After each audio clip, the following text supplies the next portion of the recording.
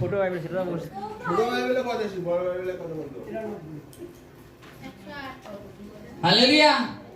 পেয়েছি মার্ক লিখিত সুসমাচার 16:1 থেকে আমি পড়ছি। যিশু পুনরুত্থান ও স্বর্গরোহণ। হালেলুয়া। যিশুর পুনরুত্থান বিষয়ে দেখব। হালেলুয়া।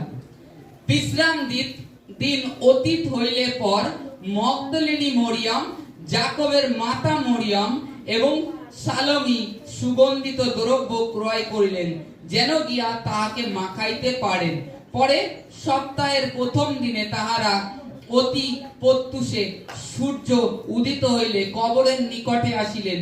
তাহারা পরস্পর বলাবলি করিতেছিলেন, কবরের দ্বার হইতে কে আমাদের জন্য পাথরখানা সরাইয়া দিবে। এমন সময় তাহারা দৃষ্টিপাত করিয়া দেখিলেন পাথরখানা সরানো গিয়াছে, কেননা তাহা অতি বৃহৎ ছিল। পরে তাহারা কবরের ভিতরে গিয়া দেখিলেন দক্ষিণ পার্শ্বে শুক্ল বস্ত্র পরিহিত একজন যুবক বসিয়া আছেন।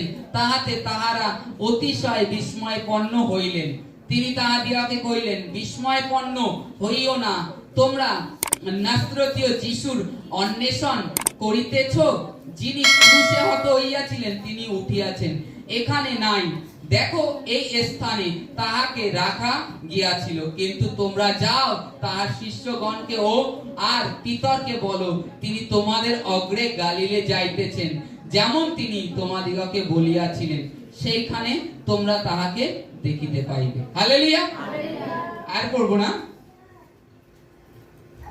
আজকে কি আমরাও জানি, আজকে সপ্তাহের প্রথম দিন। আজকে হচ্ছে সেই সপ্তাহের প্রথম দিন, রবিবার হচ্ছে সপ্তাহের প্রথম দিন। তা সপ্তাহের প্রথম দিন অতি প্রত্যুষে মানে ভোরে তখন মগদলিনী মরিয়ম, অন্য মরিয়ম সুগন্ধিত দ্রব্য, এখানে লেখা আছে ক্রয় করে তারা তৈরি করে, অন্য অধ্যায়গুলোতে লেখা আছে তৈরি করে নিয়ে তারা কবরের নিকটে সুগন্ধিত তৈল তৈরি করে নিয়ে কবরের কাছে যায়। তারা মনে মনে ভাবে যে কে আমাদের জন্য এই পাথরখানাকে সরিয়ে দেবে। তা সুগন্ধিত তৈল কেন নিয়ে যায়? প্রভুকে মাখাবে, কারণ প্রভুর কবরের আশপাশ থেকে লোক যাতায়াত করে কেউ যেন নাকে হাত না দেয়। তারা প্রভুকে এতটা প্রেম করতেন, তার জন্য তারা কি করলেন, সুগন্ধিত তৈল নিয়ে গেলেন। তারা মনে মনে ভাবছে কে আমাদের জন্য পাথরখানা সরিয়ে দেবে। তখন কি হয়, তখন তারা দূর থেকে দেখে পাথরখানা অলরেডি সরানো রয়েছে। হালেলুয়া। এর মধ্যে একটা গুপ্ত রহস্য আছে, কারণ আমরা আমাদের নিজেদের ভাবনায় অনেক কিছু করার চিন্তা করি। আমরাও এরকম ভাবি আমাদের জীবনের ক্ষেত্রে, চলার ক্ষেত্রে, যে আমার পারিবারিক অশান্তি, আমার কাজ হচ্ছে না, কর্ম হচ্ছে না, অভাব যাচ্ছে না, মানে যেরকম কেউ আমাদের কোনো কথা বলবে, মনে করুন আপনি কোথাও সুসমাচারে গিয়েছেন, মনে মনে ভাবছেন আমার স্বামী কি বলবে, এই মা দেরি হয়ে গেছে এত, এরকম ভাবতে আদৌ সেদিনকে গেলেন আপনার স্বামী বাড়িতে নেই, কারণ আমরা অতিরিক্ত ভাবি। এখানে মগদলিনী মরিয়ম, অন্য মরিয়ম ওরকম ভাবছিলেন যে কে আমাদের জন্য পাথর সরিয়ে দেবে, কিন্তু ঈশ্বর সদাপ্রভু আমাদের জন্য সদা সর্বদা পথ প্রস্তুত করে রাখেন। যখন আমরা খ্রিস্টকে জেনেছি, আর যখন জানিনি তখন আমাদের ভাবনা ছিল জাগতিক ভাবনা, অন্যরকম। তখন তারা কি করে, দূর থেকে দেখে তাদের সেই পাথরখানা সরানো রয়েছে অলরেডি। তারা ভাবছিল মনে মনে কে সরিয়ে দেবে, অথচ গিয়ে দেখে পাথর সরানো। আমরা এরকম অনেক ক্ষেত্রে ভেবে থাকি আজ এ হয়ে যাবে, কাল ও হয়ে যেতে পারে, কিন্তু প্রভু সর্ব বিষয় তার উপরে ছেড়ে দিতে বলছে। তখন গিয়ে দেখে পাথর সরানো, ভিতরে একটা যুবক। এই যুবক, এখানে মার্কে যুবক উল্লেখ করেছে, কিন্তু অ্যাকচুয়ালি স্বর্গদূত ছিল। স্বর্গদূত দুজন সেখানে, একজন প্রভুর পায়ের দিকে আর একজন মাথার দিকে বসেছিলেন। তা বলছে, তোমরা মৃতদের মধ্যে জীবিত কেন অন্বেষণ করছো? তিনি কি বলেননি? হালেলুয়া। তিনি কি বলেনি যে তিনি তো তোমাদেরকে বলেছেন যে তিনি 3 দিন পরে পুনরায় উঠবেন? তা তোমরা মৃতের মধ্যে কেন জীবিতের অন্বেষণ করতে এসছো? জীবিত ব্যক্তির খোঁজ করতে কেউ শ্মশানে যাবে, কবরস্থানে যাবে? তাই এখানে স্বর্গদূত এটাই বুঝাতে চাচ্ছে যে তোমাদেরকে প্রভু তো তোমাদের সঙ্গে থাকতে থাকতে বলেছেন যে তিনি 3 দিনের পরে উঠবেন, তোমরা তার বাক্যে কেন বিশ্বাস করো না? কারণ আমরা দেখো দেখা জিনিসের পরে সেটাকেই বিশ্বাস করি, কিন্তু যে ঈশ্বর অদ্ভুত কার্য করেন, আমাদের জীবনে আশ্চর্য মিরাক্কেল কার্য করেন, সেই যাকে যে ঈশ্বর আমাদেরকে তৈরি করেছেন, আজ মাতার গর্ভের থেকে এত বড় করে নিয়ে এসেছেন, সেই ঈশ্বরের প্রতি আমরা নির্ভরশীল হই না, কিন্তু যাকে দেখতে পাচ্ছি সেই সব মনে করি। প্রভু যিশুকে তারা দেখতে পাচ্ছিল না, আর প্রভু যে তাদের সাথে থেকে থেকে অদ্ভুত কার্য করেছেন তখন বিশ্বাস করছিল, তখন বলছিল কি, প্রভু আমার প্রভু, ঈশ্বর আমার ঈশ্বর, তুমি সেই ইসরায়েলের উদ্ধারকর্তা, পরিত্রাণকর্তা। অথচ প্রভু যে মারা গিয়েছে তখন তার কবরে খোঁজে সন্ধান করতে গিয়েছে, কিন্তু তার আগে প্রভু বলেছে যে আমি 3 দিনের পরে উঠব। তারপরে তিনি কত আশ্চর্য চমৎকার করেছে। লাজারকে কবর থেকে পচা গলা লাশকে বলেছিল বাইরে আসো। মৃত বিধবার একমাত্র পুত্র তাকেও বলেছিল বাইরে উঠে যাও বালক, আমি তোমাকে বলছি ওঠো, উঠে গেছে। মৃত বালিকা তাকে বলেছে ওঠো, সে উঠে গেছে। এই চমৎকার গুলো কি তার শিষ্যরা সকলে দেখেনি?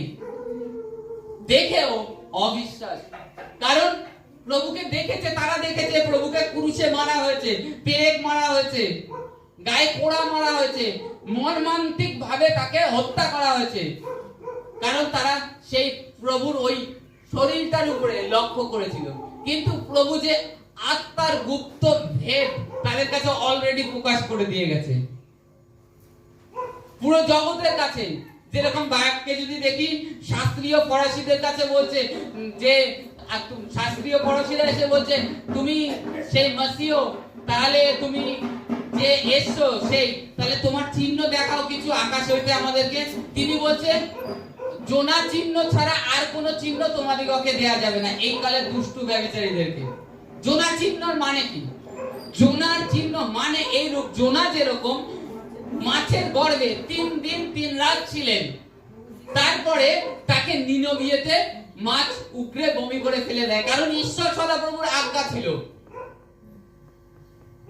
জোনা তরশিশে পালিয়ে যাচ্ছিল, এই একটা চিহ্ন দিয়ে গিয়েছিলেন যীশু খ্রিস্ট তাদেরকে, যে আমাকেও মরতে হবে, মরে 3 দিবারাত পৃথিবীর গর্ভে থাকতে হবে, পুনরায় আমি আবার উঠব। জোনার চিহ্ন। তা আজকে এই যখন স্বর্গদূত দেখলেন যে তারা মৃতের মধ্যে খোঁজ করতে এসেছে, তাই স্বর্গদূত সেই বার্তাকে নিয়ে আসলেন তাদের অবধি পৌঁছানোর জন্য। নাই তারা কি বলবে? যখন যিশুকে এসে দেখতো না তখন কি বলতো? হয়তো যিশু প্রভুর দেহকে সৈনিকরা চুরি করে নিয়ে গেছে, তারা সরিয়ে দিয়েছে, গায়েব করে দিয়েছে, আর বলছে প্রভুর দেহ নেই। এই কারণে স্বর্গের থেকে স্বর্গদূত নেমে এসেছে প্রভুর সাক্ষ্যটাকে জগৎভর পৌঁছে দেওয়ার জন্য, যেন তারা বিশ্বাস করে, অবিশ্বাসী না হয়। এখানে মার্কে, তারপরে লুকে, যোহনে সব অধ্যায়তে লেখা আছে, ওই প্রত্যেকটা অধ্যায়ে একটু ভেঙে ভেঙে পড়বেন, দেখবেন কিছু লোক, ওই যে সৈনিকরা পাহারা ছিল, যখন স্বর্গদূত এসে পাথরগুলোকে সরিয়ে দেয়, সরিয়ে দেওয়ার সময় ওই সৈনিকরা দেখলে পরে তারা অজ্ঞান হয়ে পড়ে যায়, তারা ভয়তে। আর যীশু খ্রিস্ট জীবিত হয় এটাও দেখে তারা, দেখার পরে তারা গ্রামে গিয়ে সাক্ষ্য দেয়। মানে ওই যাজকরা যারা চৌকি দিতে, যারা পাহারা দিতে তাদেরকে নিযুক্ত করেছিল, ওই সৈন্যদেরকে, মনে করো ওই হাবিলদার, এখন বর্তমানে সময় হাবিলদার, সেই হাবিলদারদেরকে পাহারা দিতে রেখে দিয়েছিল।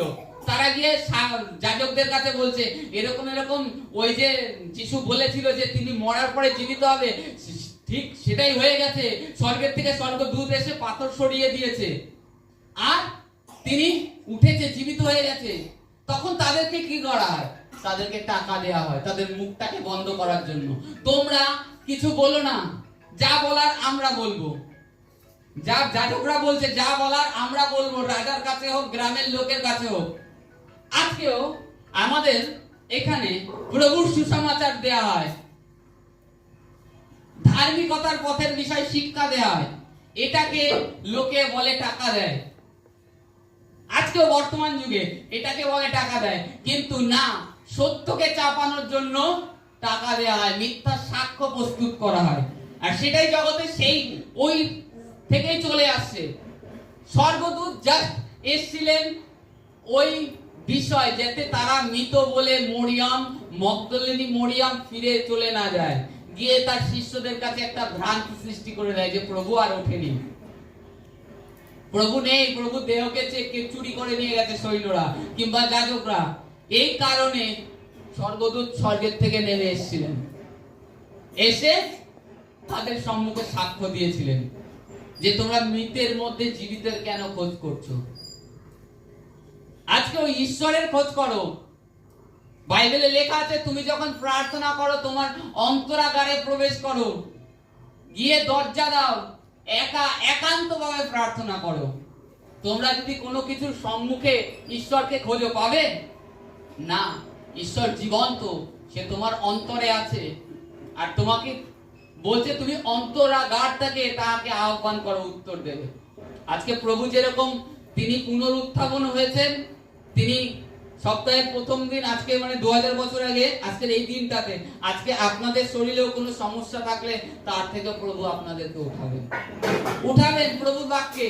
কিন্তু তাকে নিজেকে আগে ধৌত করো, নিজের পাপ, নিজের মনের মধ্যে রাগ, ক্রোধ, অহংকার, অর্থের অহংকার, লোভ, সমস্ত প্রকার মন্দ কর্ম ত্যাগ করো।